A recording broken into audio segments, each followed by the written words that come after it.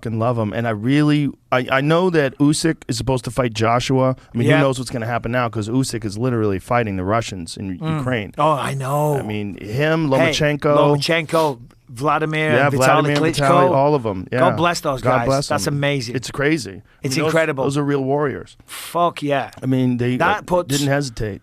Everything into perspective. Yeah. You think you got problems? You think? If you got fucking 200,000 Russians at your doorstep, right, with tanks, yeah, and warships and helicopters and all that shit, fuck me. That whole scene is so horrible, and who knows how that plays out. I mean, it's such a scary time. Well, Putin's kind of backed into a corner, isn't it? Exactly. You know what I mean? He's got to do something. That's why he's, what did he put the nuclear threat on high or whatever it was? Well, they sent bombers to, see if you can find this. They sent, Putin sent hypersonic nuclear-capable bombers to Venezuela. So these bombers are essentially on our doorstep. Why Venezuela? Because it's close to us. Oh, really? Yeah, because it's close enough to us to, I mean, essentially, this is what I've been reading about this and watching videos about this for the last few months, or the last few weeks, rather. And what this is all about, for the most part, is NATO and Ukraine. So 2018, Russian nuclear air-capable bomber aircraft fried to Venezuela. So they've been doing it since then. Oh, wow. So they've had them there forever. So he sent these supersonic nuclear bombers back then. So is that where the footage is coming from? That it's not coming from more recent footage? A lot of that stuff has been being repopulated now, I guess would be a way to say that. Oh, I see. How wild is that? So he was sending these supersonic I didn't even know he had supersonic nuclear bombers 4 years ago. What the fuck's a supersonic nuclear bomber? Well, it's a bomber that is capable of flying supersonic faster speeds. than the speed of sound, which is terrifying. Terrifying. Yeah. I mean, those guys there, I mean, just civilians picking up guns in the street and fighting the Russians. I mean, that is wild. Yeah. And a lot of those people that we just mentioned, they have a way to escape. They can leave, but they're saying, no, fuck that. We're staying and fighting. And it's so inspirational. It's so scary. I mean, I heard, my wife told me yesterday, the orphanages, they're really suffering because the workers have just left. Oh, Jesus. So there's kids, orphans, alone in orphanages with no one taking care of them.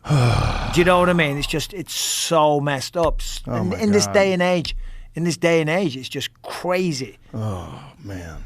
Yeah. And where does this go? I mean, what happens if China decides to invade Taiwan right while this is happening? And then we got World War III. Yeah, it's possible. You know, I mean, who knows? North Korea, China, and Russia. You know, it's a wild time. Wild time indeed, but it's a wild time. And you know, like we were talking about with Hamzat, people that come out of that kind of struggle and from Well, there's that meme, isn't there? Have you seen that meme that's going around? These kids, these Russians grew up wrestling bears, doing this, I don't know, a bunch of tough stuff. We have grown men doing fucking TikTok dances.